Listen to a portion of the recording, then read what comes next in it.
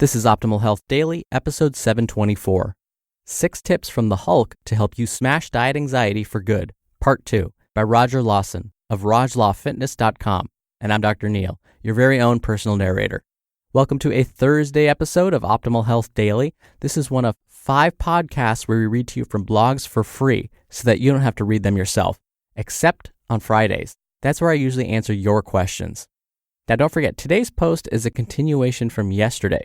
So if you're new here or skipping around, definitely check out yesterday's episode first. That's episode 723.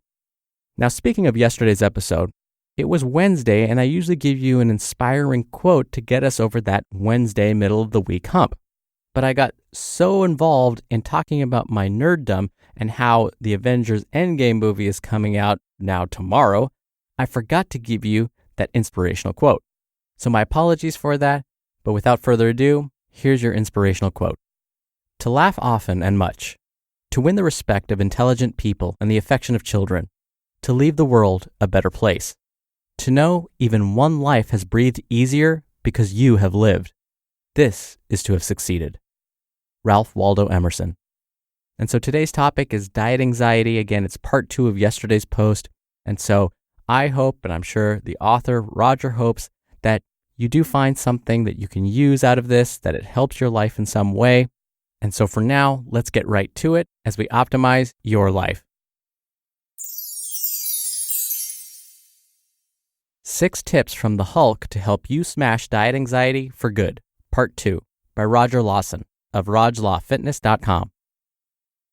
3. Don't demonize any food.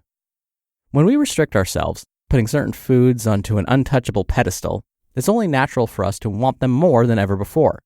Want to ensure that you'll Hulk out in a remarkably horrible fashion? Tell yourself that a food you love is completely off, or restrict it severely.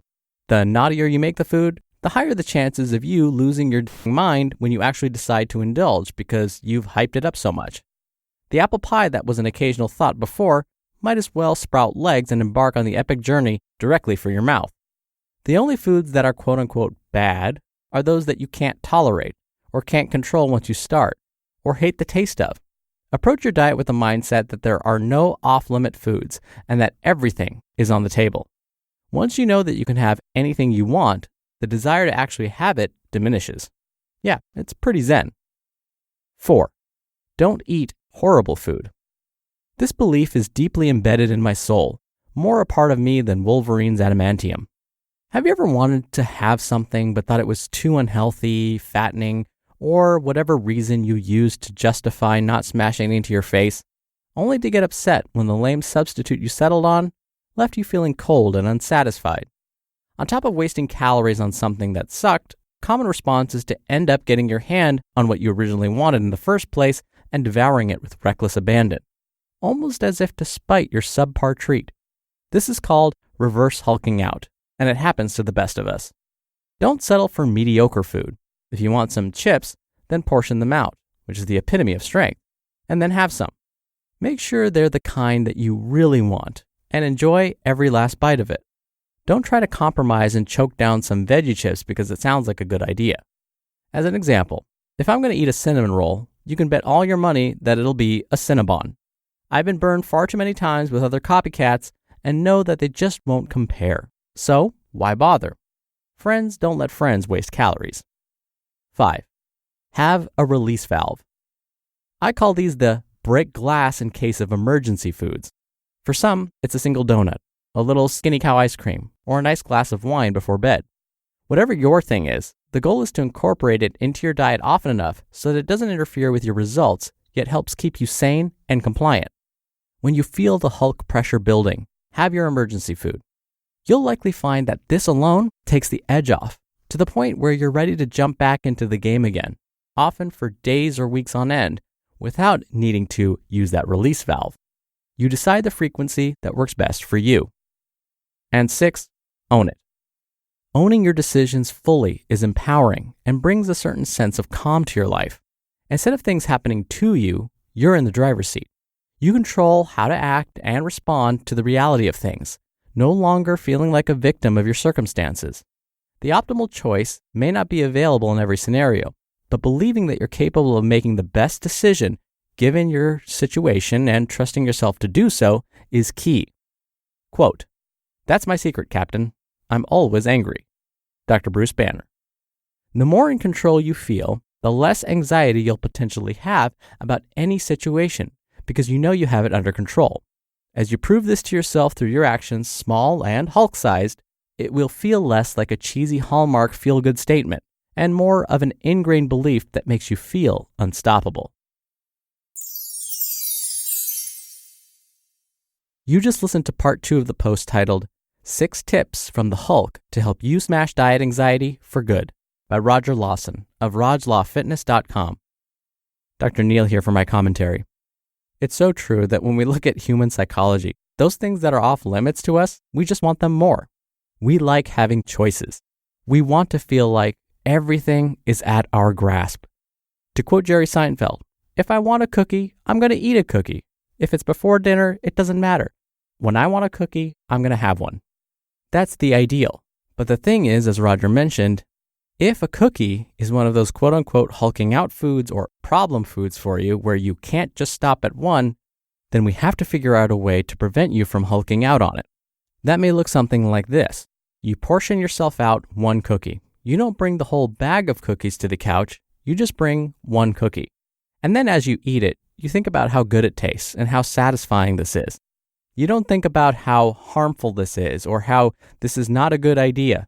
You actually take a moment to enjoy it. But then, after you've had that one cookie, it's time to distract yourself so that you don't go back for more. The trick is to do something that also brings you about the same amount of satisfaction as eating that cookie, but not eating more cookies. So for example, let's say you really enjoy playing a game on your cell phone. That brings you about the same amount of satisfaction as eating that cookie. Then that's what you're going to do as soon as you're done eating that one cookie. You're going to take out your cell phone and you're going to play that game.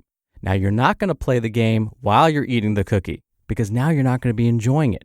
You're not going to enjoy either of those things, actually.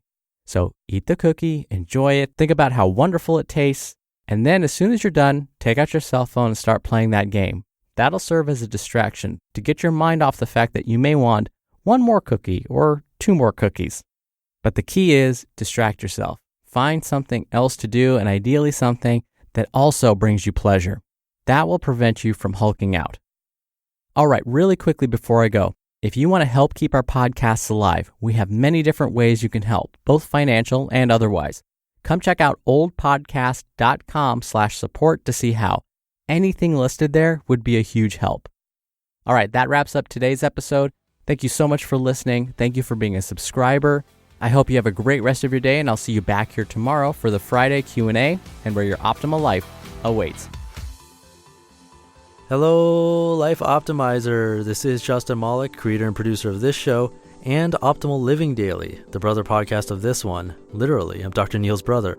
If you like the format of this show, you'll love Optimal Living Daily too, where I also read to you from blogs, but cover other topics like personal development, finance, and minimalism from bloggers like Derek Sivers, The Minimalists, Zen Habits, and many more. So for more amazing content read to you for free, come subscribe to Optimal Living Daily too, and together we'll optimize your life. You've been listening to Optimal Health Daily. Be sure to hit the subscribe button to stay up to date on each new episode, and head to oldpodcast.com. That's oldpodcast.com for a free gift, as well as more actionable tips and resources to help you maximize your potential. Thanks for joining us, and remember, your optimal life awaits.